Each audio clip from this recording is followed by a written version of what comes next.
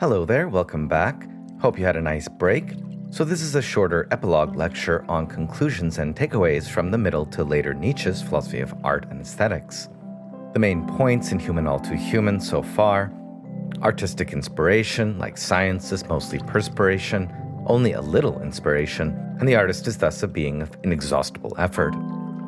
Art really does transport us into another world, but it is not the transcendental world, rather a pre-scientific world imbued with soul and full of gods and demons, like in animism.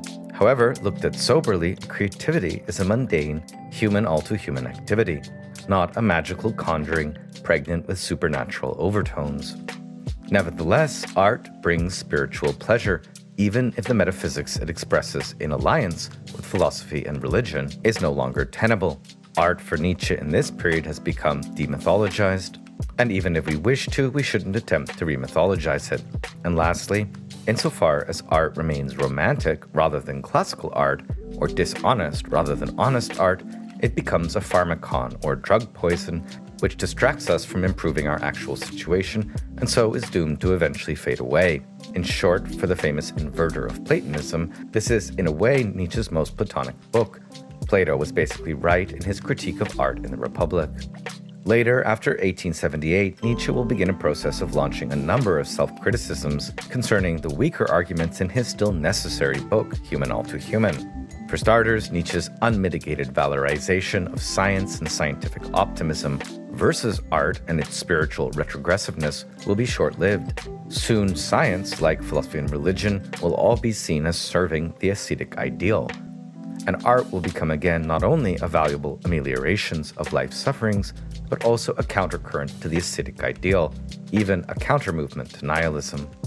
Next, Human All Too Human seems to assume that all art, even classical art, is metaphysical art in the problematic sense. However, Nietzsche will increasingly underline the various functions and types of art that permeate our cultural forms, and how they are variously related to the optics of science and life. And lastly, already in the rest of Human All Too Human and Assorted Maxims and Opinions, Nietzsche's negative judgment on art will start to be tempered and modified, and art will again become a vehicle of possible regeneration, even a signposting of the future. In short, Human All Too Human shows us Nietzsche's self-liberation from his erstwhile veneration of art and romantic culture, but its arguments were stepping stones towards his most considered views. I think the seeds of Nietzsche's later mature philosophy of art and aesthetics we can already find in earlier parts of Human All Too Human, above all in his presentation of the bicameral mind hypothesis, which may be the single most important aphorism in the work. Here Nietzsche worries that if science can't provide us with enough pleasure and at the same time deprives us of so much pleasure by casting suspicion on the consolations of metaphysics, religion, and art, then there's a real danger in the rise of the scientific worldview that the mightiest source of joy, to which mankind owes almost all its humanity, will become impoverished. Quote, "For this reason, a higher culture must give to man a double brain, as it were, two brain ventricles, one for the perceptions of science and the other for those of non-science, lying beside one another, not confused together, separable, capable of being shut off. This is a demand of health. In one domain, that is metaphysics, religion, and art, lies the power source. In the other, the regulator. The brain must still be heated with illusions, one-sidedness, passions, but the evil and perilous consequences of overheating must be obviated with the aid of the knowledge furnished by science." What a brilliant and future-oriented vision. I think in this aphorism we find Nietzsche at his very best. What will happen if we fail, however, to develop both brain ventricles, one for science and the other for non-science? Quote, "If this demand of higher culture is not met, then the future course of human evolution can be foretold almost with certainty. Interest in truth will cease the less pleasure it gives. Because art, metaphysics, and religion are associated with pleasure, illusion, error, and fantasy, they will regain step by step the ground they formerly held. And this will be the ruination of science, a sinking back into barbarism. Mankind will have to begin again at the weaving of its tapestry after having, like Penelope, unwoven it at night." Given these worries of a retrogression of humanity into non-science, Nietzsche asks how we should move forward. and notes that any attempt of science to oppose religion, metaphysics, or art will always be just as misguided as attempts to declare the supremacy of science. Quote, "Do not underestimate the value of having been religious. Discover all the reasons by virtue of which you have still had a genuine access to art. Can you not, precisely with aid of these experiences, follow with greater understanding tremendous stretches of the paths taken by earlier humanity? Is it not on precisely this soil, art and religion, which you sometimes find so displeasing, the soil of unclear thinking, that many of the most splendid fruits of more ancient cultures grew up? Very beautifully, one must have loved religion and art like mother and nurse, otherwise one cannot grow wise. But one must be able to see beyond them and outgrow them as well. If one remains under their spell, one does not understand them." Having given his best shot at demoting art vis-a-vis science, assorted maxims and opinions already sound a different note, speaking now of the poet or artist as a signpost to the future. Quote, "That poetic power available to men of today, which is not used up in the depiction of life, ought to be dedicated not so much to the representation of the contemporary world, or to the reanimation and imaginative reconstruction of the past, but to signposting the future." This is not to say that poets will become diviners of nations and societies, but rather that by emulating the artists of earlier times, they will scent out those cases in which the great and the beautiful, or we could say futural soul, is still possible, still able to embody itself in the harmonious and well-proportioned, and thus acquire visibility, duration, and the status of a model. Art is, more simply, a source of human historicity and becoming. The task is not to abandon or supersede the past, but to recognize and emulate in it that which creates a future. Well before one of Nietzsche's most famous aphorisms in the gay science, the intellectual conscience, we first hear in assorted maxims and opinions of those with no aesthetic conscience. The actual fanatics of an artist faction are those completely inartistic natures who have not penetrated even the elements of artistic theory or practice, but are moved in the strongest way by all the elemental effects of art. For them, there is no such thing as an aesthetic conscience, and therefore nothing to hold them back from fanaticism. For the philosopher who first argued that only as an aesthetic phenomena is existence justified, it would make sense that the aesthetic conscience is just as important in the economy of human life as is the intellectual one. What Nietzsche worries about now is that without an aesthetic conscience, art will increasingly give itself over to artistic needs of the second rank. For all people at all times no doubt possess something that might be called an artistic need, but it is small and cheap to satisfy. The refuse of art is at bottom all that is required. Whoever talks of a profound need for art, of an unfulfilled desire for art on the part of the people as it is either raving or lying. Be honest. Nowadays, in Nietzsche's time as still in our own, it is only the exceptional in whom there exists an artistic need of an exalted kind, because art as such is again in decline, and the powers and expectations of men have for a long time been directed at other things entirely. And what is it that the majority of human beings really desire of art? Simply that it shall scare away their discontent, boredom, and uneasy conscience for moments or hours at a time, and if possible magnify the errors of their life and character into errors of world destiny. In this way, we moderns are very different from the Greeks, for whom art was an outflowing and overflowing of their own healthiness and well-being, and who loved to view their perfection repeated outside themselves. Self-enjoyment is what led the Greeks to art, whereas what leads our contemporaries to it is self-disgust. Note the self-contradiction here with Nietzsche's diagnosis of unhealthy Dionysian art. This is not strictly a contradiction, but is more a privileging again of Apollonian art and of classical art. In aspiration, at least, there is very little that is avant-garde in this aspect of Nietzsche's aesthetics. On the relative value of the work of art versus a fine book of scholarship and science, Nietzsche next says something here that no doubt will make scholars feel pretty good about themselves. Science requires nobler natures than does poetry. They have to be simpler, less ambitious, more abstemious, quieter, less concerned with posthumous fame, and able to lose themselves in contemplation of things few would consider worthy of such a sacrifice of the personality. They are conscious of another deprivation, the nature of their occupation, its constant demand For the greatest sobriety enfeebles their will. The fire is not maintained at such heat as it is in the hearth of the poetic nature. And that is why scholars and scientists often lose the best of their energy and efflorescence early in life, and they're well aware of this danger. Under all circumstances, the scholars, the scientists seem less gifted because they glitter less and will be accounted less than they are. If you want to glitter and attain glory and fame, don't be a scholar or a scientist, become an artist. Of the relation of artists in the future to originality, the cult of originality, Nietzsche's pretty clear he's against it. Aphorism 179 sounds almost dismissive, but is actually quite positive. When art dresses itself in the most worn-out material, it is most easily recognized as art. This sounds like it may not be the best thing, but it actually is for Nietzsche. 3/4 of Homer and all great art is convention. The Greeks had nothing to do with our modern rage for originality, nor should they have. The achieved artistic means, the toilsomely acquired common language, through which the artist can truly communicate himself to the understanding of his audience. All this requires convention, and what the artist invents which goes beyond convention, what he puts his own volition and will and risk into, is only favorable insofar as it creates new conventions. The original may be admired, even idolized, but it is rarely understood. And obstinately to avoid convention means wanting not to be understood. To what, then, does the modern rage for originality point?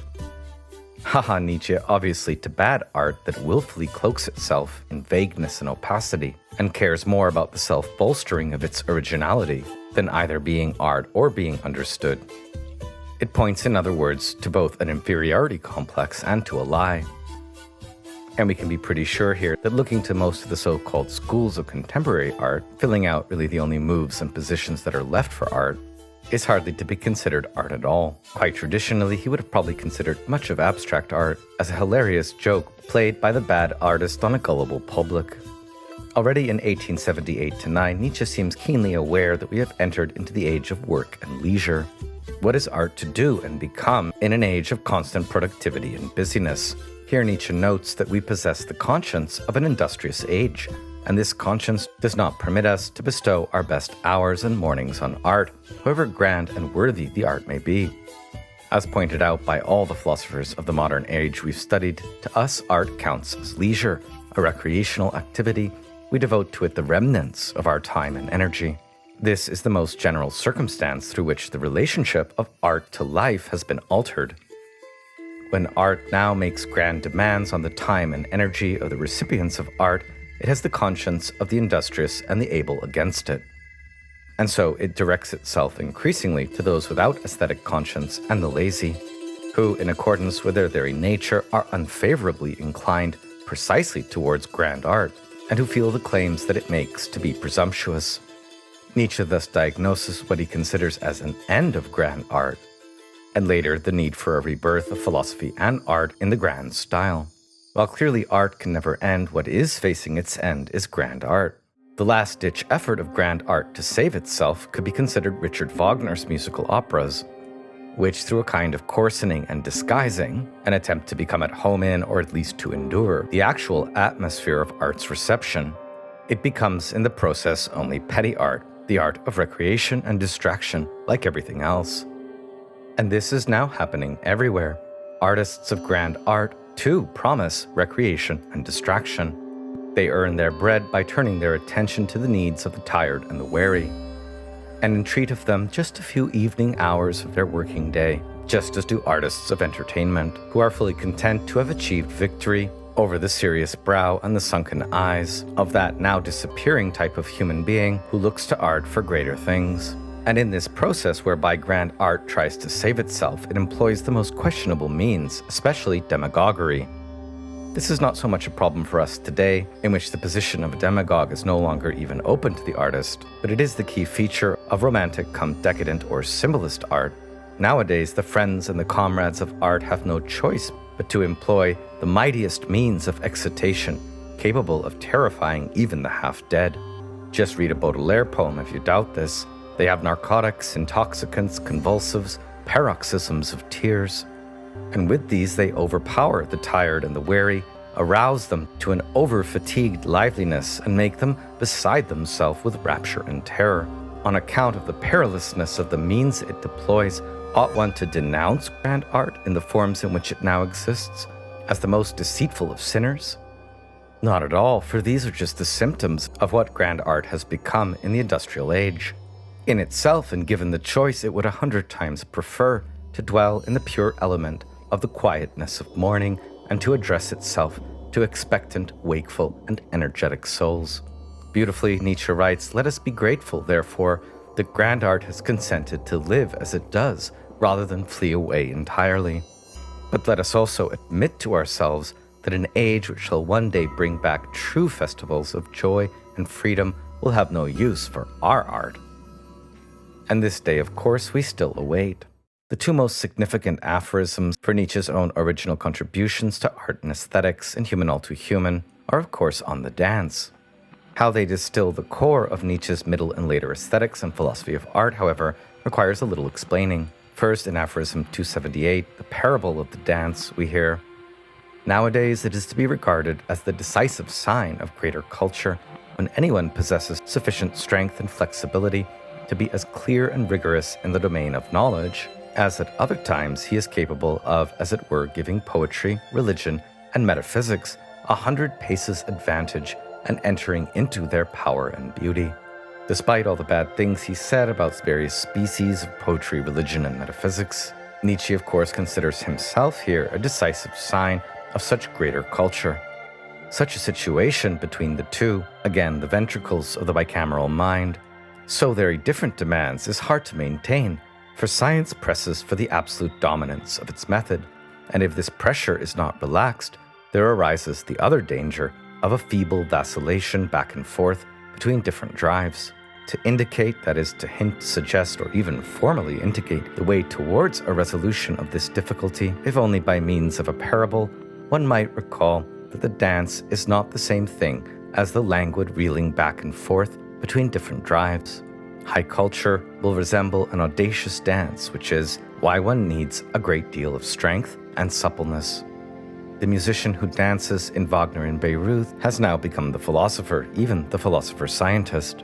At one moment clear-headed and rigorous in the domain of knowledge, on the other granting art, religion, and metaphysics 100-pace advantage, holding the higher beauty and truth of both within his audacious dance. This was Nietzsche's ideal for himself, an ideal of strength and suppleness, which of course he could only fully live up to on a few occasions. In the last book of what we could call the Human All Too Human trilogy, The Wanderer and His Shadow, we get the next most important aphorism in Nietzsche on art and aesthetics, again concerned with the dance, this time dancing in chains, again underlining the value of a high degree of convention in art. Begins with every Greek artist, poet, and writer. One has to ask, what is the new constraint he has imposed upon himself through which he charms his contemporaries and so that he finds imitators? For that which we call invention, in metrics for example, is always such a self-imposed fetter. Inventing within convention is always a dancing in chains, i.e. making things difficult for oneself and then spreading over it the illusion of ease and facility. Of course, every practitioner of classical ballet understands this very well. This dancing in chains is the very artifice that the inventive artist wants to demonstrate for us. Already in Homer, we can perceive an abundance of inherited formulae and epic narrative rules within which he had to dance. And he himself created additional new conventions for those who came after.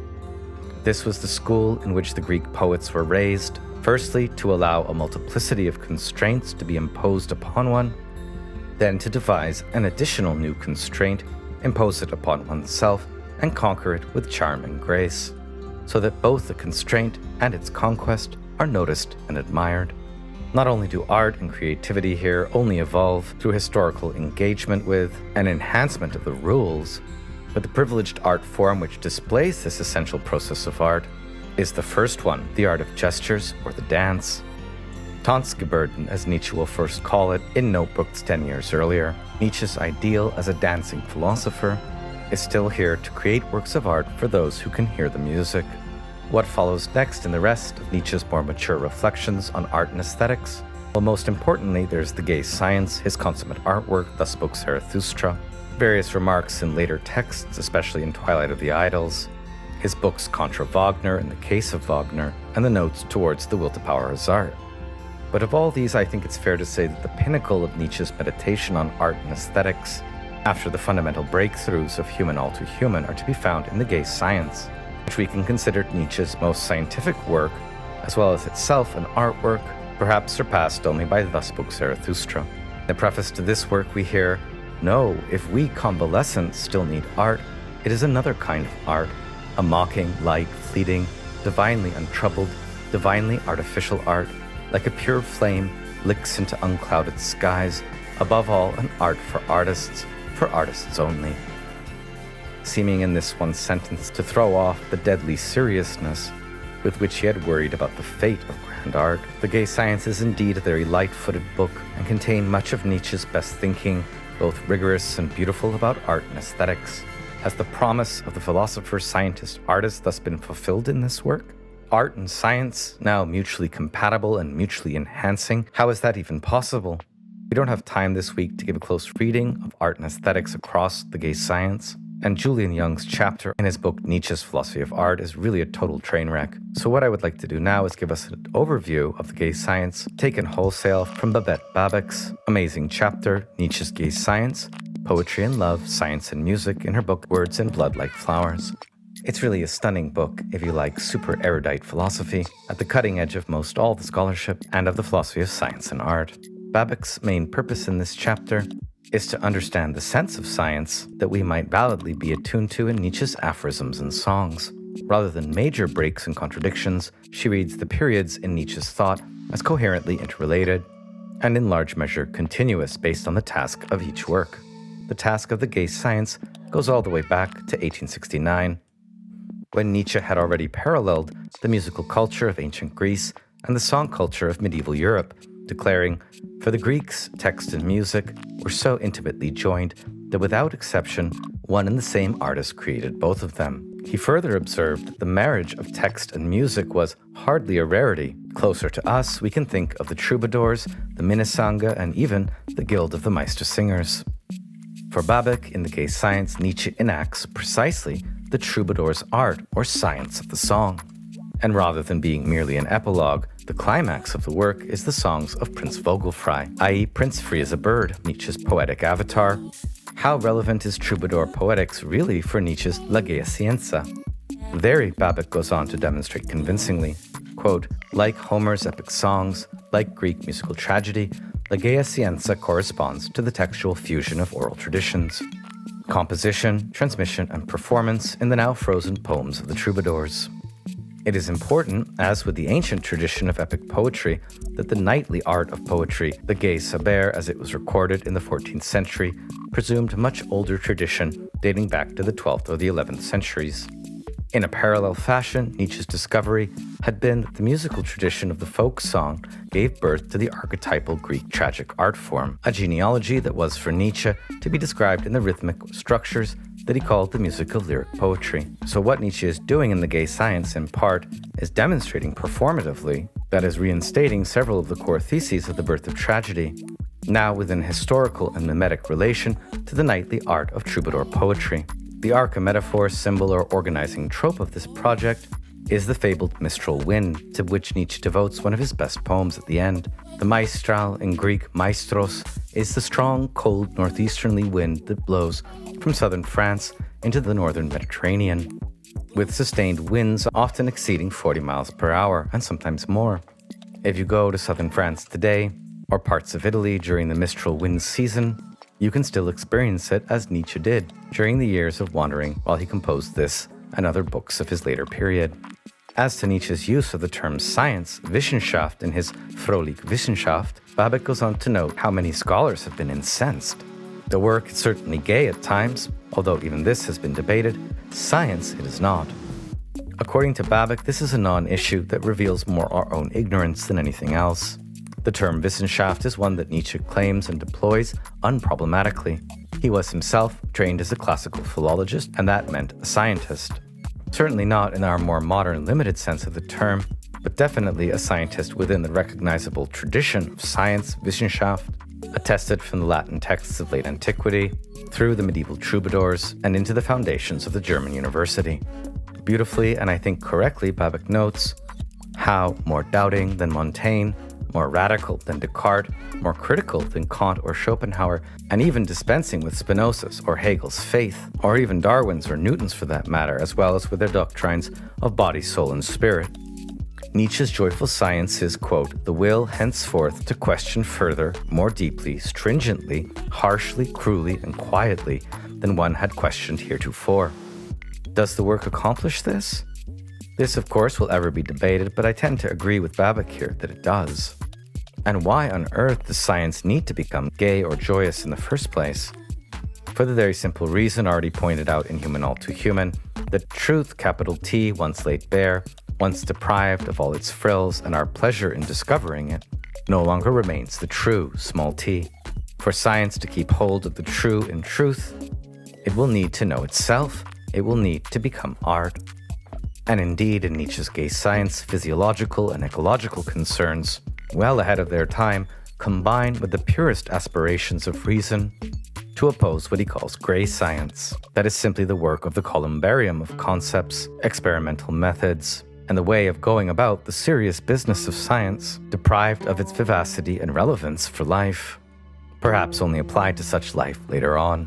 Why is our culture and our brains so tuned to this refusal of recognition of Nietzsche's use of the term science? Most scholars prefer to swerve or sidestep here, simply granting that what Nietzsche is doing isn't science, but a perspective on science from the lens of the artist and on art through that of life. For Nietzsche, however, as for any German, as Babbage writes, both in his day and our own, the term Wissenschaft or science applies as much to the historical studies of ancient philology as it does to the natural sciences. More quotes from Babbage. Intriguingly, although it is routinely observed that the German term Wissenschaft and the English word for science ought to be distinguished, commentators tend to mention this and then not explicate the difference in question. Dating from the 14th century, the term Wissenschaft was coined in German for the needs of a theological and mystical context in order to translate the Latin sciens, scientia, terms which become science in English, with their related roots scire or scindere, to cut or divide. Key here in understanding Wissenschaft are the set of associations of the root term, a powerful etymological array via the German Wissen, linked to the Old High German Visan, Old Saxon Vita, the English wit or wot, or the Sanskrit Veda, the ancient Greek oida, as well as the Latin videre. Of course, this lesson in etymology doesn't get us any closer to understanding why our so-called modern science has so much trouble recognizing itself in the history of science, constantly seeking to extract and distinguish itself as science proper from the non-science, something else that prevailed in previous ages and eras. Here, Babbage notes helpfully a point much more extensively developed in her excellent book, Nietzsche's Philosophy of Science, how what is called science is very often a matter of taste and of scholarship. As Nietzsche diagnoses the taste of modern science in particular, he notes that it aims to interpret the phenomena through different senses and to reduce everything to the most exact sense, the optical, what can be seen as the truth. And here again, we're in need of another lesson in etymology. As Babbage rehearses, the Greek word that signifies wise etymologically belongs to sapio, I taste, sapiens, the one who tastes, Sisyphus, the man of keenest taste. Possessed of a keen ability to distinguish and recognize, constitutes for folk consciousness the authentic philosophical art.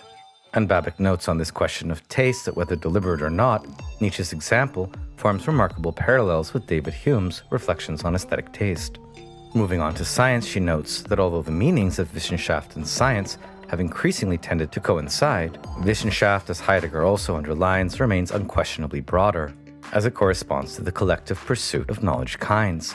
This collectivity is the meaning of shaft, the suffix ship as in scholarship, a word that only partially renders into Wissenschaft. Nietzsche's peculiar strength in all three domains of science, taste, and scholarship is his unrelenting self-critique, as he avers precisely for the sake of science.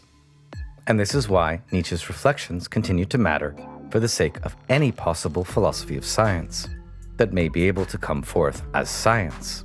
So rather than face the objections of Nietzsche's use of the term science from the modern concept of science, Babette brilliantly reorients us by showing how it is philosophical reflection on the meaning of science, of the type Nietzsche pursued, within which modern science as science is to be understood and situated.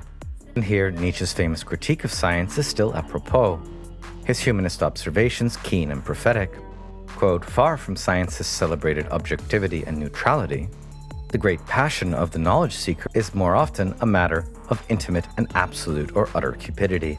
The seeker after scientific knowledge, in other words, is driven by the will to truth, itself a great passion, and an utter cupidity." Babic explains Nietzsche's position that both science and art draw on the same creative powers. Both are directed to the purpose of life, and most importantly for Nietzsche, both are illusions. Denying a Platonic world of noumenal truth, there is for Nietzsche only nominal truth. Sheer illusion, but no noumena, no truth with a capital T. Indeed, what is key to Nietzsche's inversion of Plato, Kant, and Christianity is that without the noumenal, there is no phenomenal world. Without metaphysics, no physics. By the end of Nietzsche's thinking career, he arrives at the position that the world is will to power, chaos, and nothing besides. One of the strangest things in studying Nietzsche is to realize how closely this view coheres with the outlook of honest science. There is force, matter, energy, an unsurveyable infinity or chaos of existence, and this is the very condition of possibility for our being able to formulate and test a science without presuppositions. And it is from this point of view that we can understand how Nietzsche, who always remains in his own estimation a scientist, is ultimately, because of this very commitment to science, grateful to art. For as Babic explains this, it is art that gives us perspective on things, art that teaches us to regard them from the proper distance. The perspectival knowledge proper to the art or science or rhetoric always involves a framing of the optic or perspective prism, which focuses on life in such a way that it can be seen in all its shifting complexity. Art is valuable, according to Nietzsche, because at times we need to have a rest from ourselves, a pause gained by looking at and down at ourselves from an artistic distance, laughing at ourselves or crying at ourselves. We have to discover the hero, no less than the fool, in our passion for knowledge. And yes, even in our passion for science. Even the scientist must now and again be pleased with his folly in order to be able to remain pleased with his wisdom. And in this respect, he is no different than the artist, the poet, or the priest. Quote, "This artful joy or gaiety is what Nietzsche encourages us to learn from artists, and to learn this in the same manner and with the same expectations with which we learn from doctors and pharmacists how best to down a bitter drink. That is by thinning it, diffusing or veiling it, or by mixing sugar and wine into the potion. The bitter potion stays bitter, but it can be drunk." And here we can note in an aside that Nietzsche completes his critique of hitherto existing art precisely here. Art was previously an exemplification of religious worldview or philosophical system, essentially a handmaiden, as Hegel wished it to be again. The art, however, that blinds us to science and lures us into the traditional errors and illusions is grand art in the unmixed, undiluted sense. At the same time, the past and the future of art, at its best, can teach us to mix the drink of life well. For more so even than science, religion, or philosophy, back to the quote, art has at its disposal a variety of means for making things beautiful, alluring, and desirable precisely when they aren't. For in themselves they never are, quips Nietzsche. Here Nietzsche calls upon us to be wiser than, to go further than, the artist who forgets his magic at the point where his art leaves off.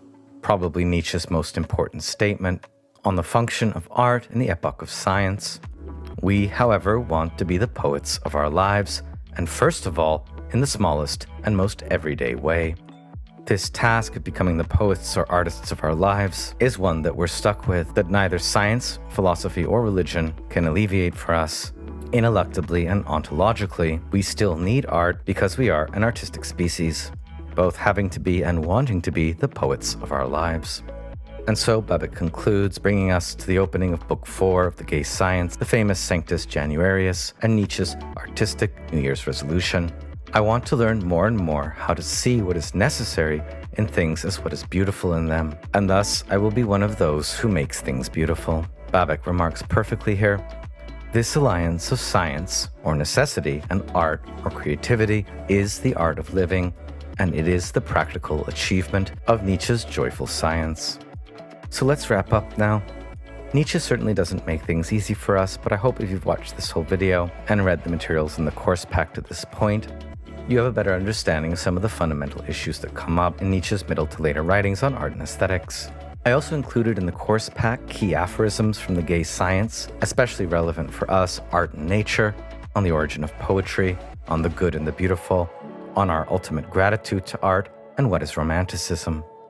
And lastly, I included in the course pack Kevin Hill's new translation of The Will to Power's art-edited notebooks. To cover all this thoroughly and properly would be 2 more lectures, and no worries if you're not inspired to read on from this point, but I've included this other material just in case you are. In my view, especially the aphorisms in the gay science represent the high point in Nietzsche's meditations on art and aesthetics, as well as in his own aesthetico-philosophical praxis. I think as well, after working through the all-too-human material on art and aesthetics, and getting a sense for the project of the gay science and beyond, that you're also in a better position now to understand Heidegger's lecture series on Nietzsche's aesthetics.